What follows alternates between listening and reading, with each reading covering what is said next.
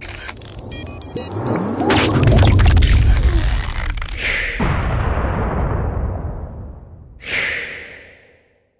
everybody, I'm JJ Johnson. You're watching Reality Survival. So this video today is going to be about some indicators, some things that you can watch to know if the economy is collapsing.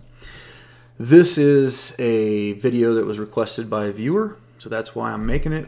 I'm going to throw this out there right now. I am not an expert in this, but I have taken the time. I took I don't know, a few days to look into this and to try to find what I thought were the best indicators, and really what other experts think are the best indicators to watch to see how the economy is doing. Okay, so I think we've got 1, 2, 3, 4, 5, 6, 7, 8, 9, 10, 11, 12, 13, 14 different websites and stuff that you can go to. I'll also talk about a few other things here during the video, but mostly we're just going to be looking at these resources. If you want to skip through all the nonsense of what I'm talking about, you can just look at the links in the description below, and I'll have a link to each one of these sites. You guys can copy those links, you can keep them on your own computer, and you can monitor it yourself. You can do your own research and figure out, you know, what these things mean and compare trends and all that kind of stuff. The one thing I'd like to say before we get too far into this is that you really need to look at long-term trends, okay? Long-term trends. You don't want to look at just month-to-month or day-to-day or even year-to-year data. You really want to try to look at 5, 10, 15, 50 years of the data to get a good picture. The way that a lot of these people, a lot of these fear-mongers get people is by showing these graphs and charts, you know, when they're all magnified into a certain time period that makes them look really scary. And that's just not the case. As you'll find, I do think that our economy is on a track that is unsustainable long term.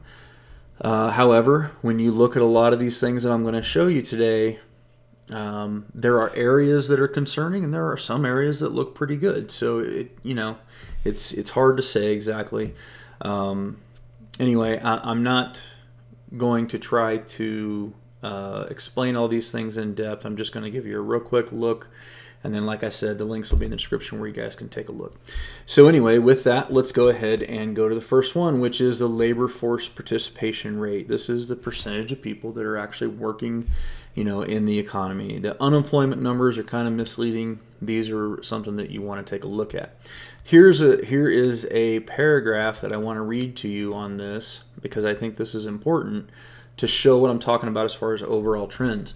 Labor force participation rate in the United States remained unchanged at 62.7% in the month of November into October. Labor force participation rate in the United States averaged 63% from 1950 until 2017, reaching an all-time high of 67.3% in January of 2000 and a record low of 58% in December of 1954. Now, what does this mean? To me, this means that if we are somewhere in the area of our average, then we're pretty good.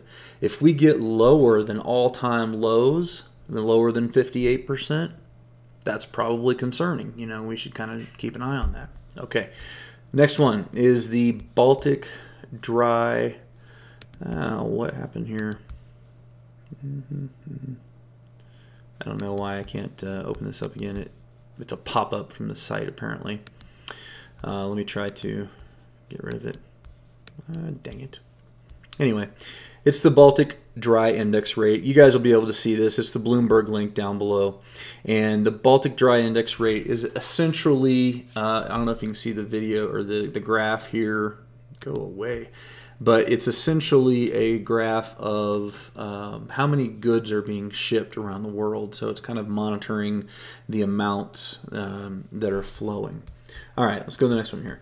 So the next one is the all Federal Reserve Bank's total assets. I find this very, very interesting for a whole host of reasons, but I'm just going to look at these. All right, so we had the 2008 crisis right here, and then boop, there's the bailouts and all that kind of stuff, this massive increase. Then we go over to the re-election of Barack Obama, and whoop, it goes up again. That's just kind of scary to me. Anyway, I do find it interesting, but watching the amount of money in banks is a good indication. You can kind of see if they're inflating the money or what they're doing, you know, all that kind of stuff. Here is another very fascinating one, the U.S. debt clock. I don't know what my dogs are barking at. But anyway, $20 trillion. Now, I don't know a whole lot about how far these are sustainable and all that kind of stuff. My understanding is, what I've heard some people say is that if you hit 25 trillion, that is kind of the point where it becomes unsustainable. I don't know. Anyway, might be a good idea to keep an eye on it. Next one is United States food inflation. Again, looking at historical numbers here, in the 1920s, we got it way down. You know, in the 40s, at the height of the war, we got a lot of inflation. You know, up here, we're really right somewhere in the middle at this point. Okay, so this is government social benefits, taking a look at who is on food stamps.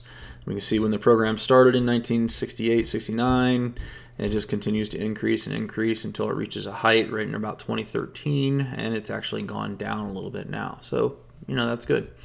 If we had continued to see that go up, then that could be problematic. Oh, consumer inflation, consumer price index.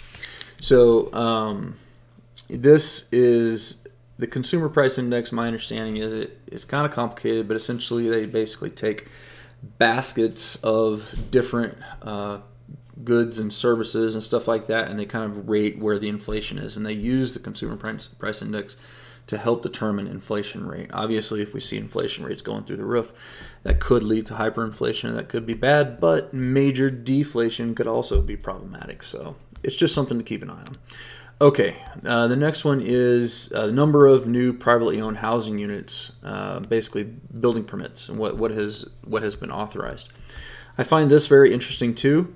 If we scoot all the way down here to current times, look just in the last few years, we can see that, you know, 1,000 to 1,300, 1,200 to 1,300 is pretty common.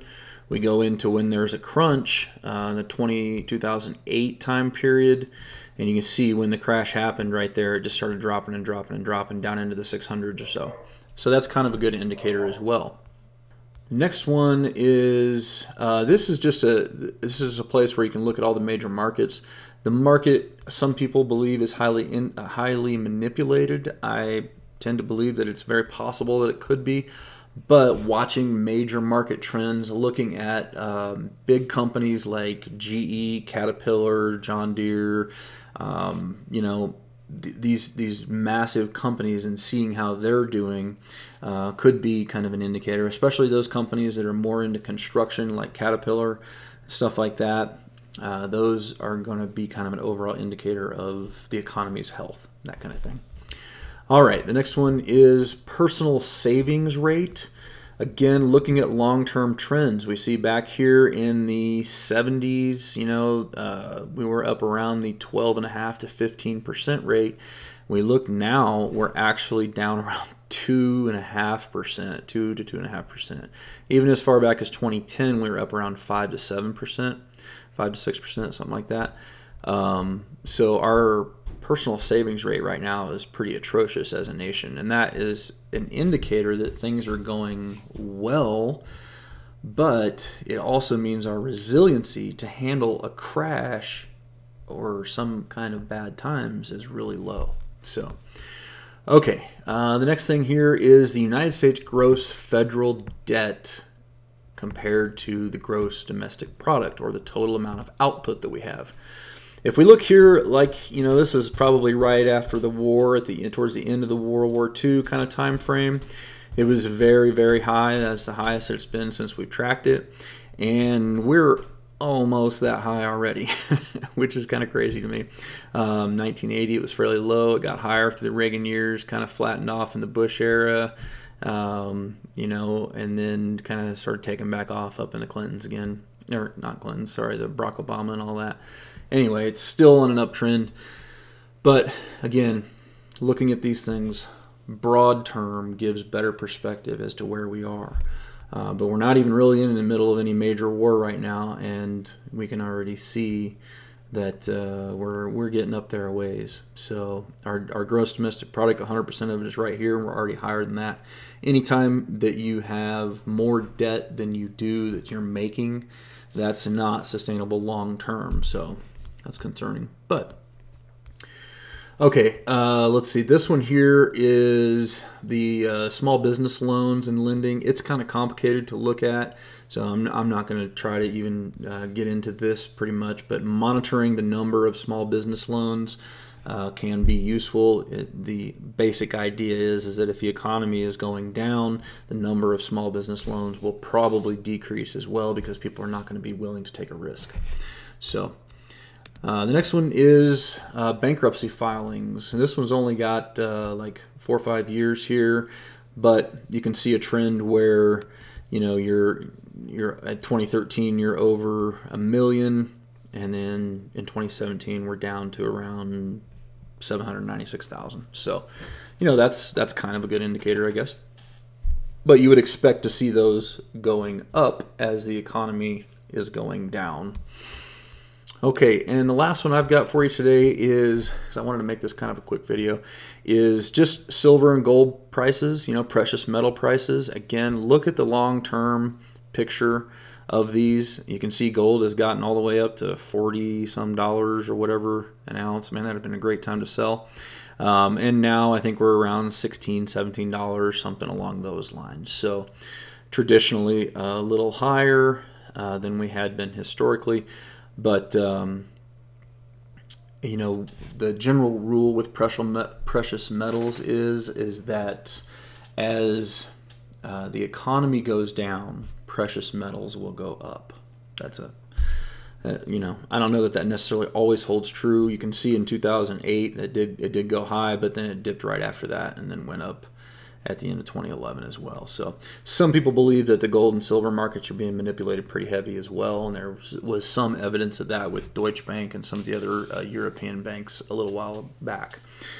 But anyway, guys, I had a few other things that I wanted to get into as far as what it looks like after an economic collapse, but I think I may save that for another video because we're already up, you know, running pretty high on this one, so I want to go ahead and end that.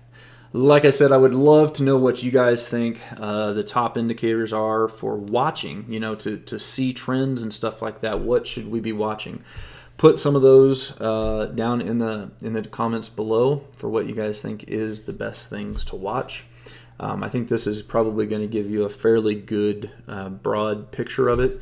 But again, it's really something that you need to spend a little bit of time with, and you need to try to understand how these things all relate to each other and look at those broad terms. Anyway, guys, as always, I definitely appreciate it when you click the thumbs up button, when you share it with your friends on Facebook, Twitter, and Google+. And don't forget to live the 6 Ps. Proper prior preparation prevents poor performance. Stay safe, guys.